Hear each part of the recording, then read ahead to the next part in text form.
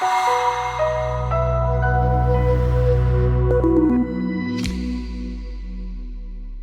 everyone, I'm Lorenzo Di Mattia, manager of Hedge Invest Villa Macro Fund. I wanted to tell you what we have done in October and give you the outlook for the rest of the year and next year. October was a profitable month. We made more than 2% for the investor, and we were initially sort of bearish, but we were also aware of the fact that any change in the Fed balance sheet policy, especially bigger than expected, could have changed the picture. In fact, that's what happened.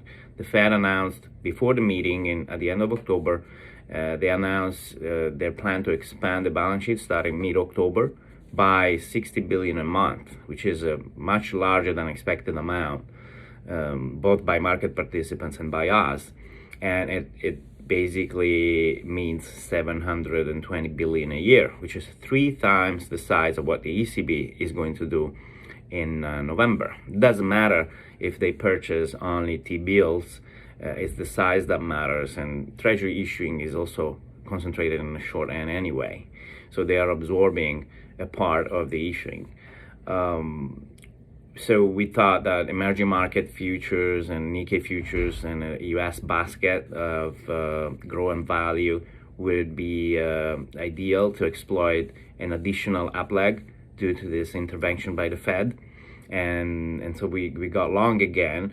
Our new approach is more flexible than in the past. So we really plan in advance how to react to potential game changers, and we're a lot more flexible. It's more like jazz improvisation rather than having big and strong view, which we never change, and it's much more profitable from a P&L standpoint. Going forward, we have credit divergences that are typical before a bear market and a recession. So this is bearish. The triple C credit is much wider than last year when the S&P was around 3,000.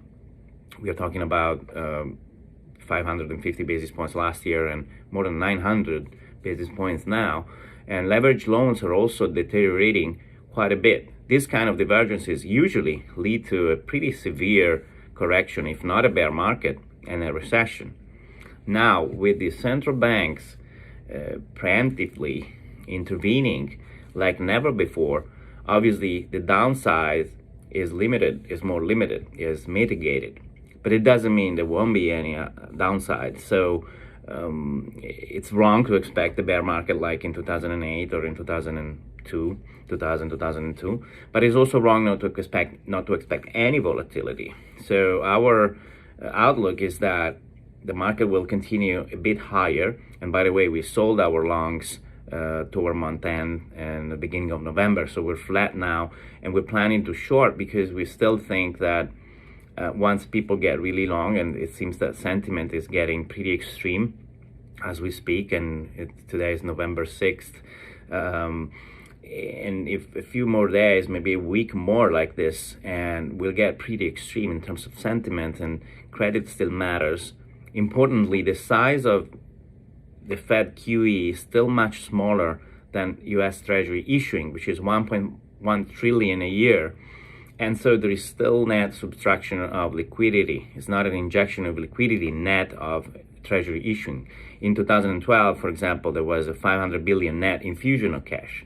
There's also a lot of IPOs. So bottom line, we expect a minus at least 7 to 10% correction in the S&P. Maybe it's a little more. And which we'll exploit on the short side, and then would probably be a buy again because the Fed will double the size of balance sheet, bringing it to probably a trillion and a half, and this will lead the dollar lower. But this is for next year. Thank you very much.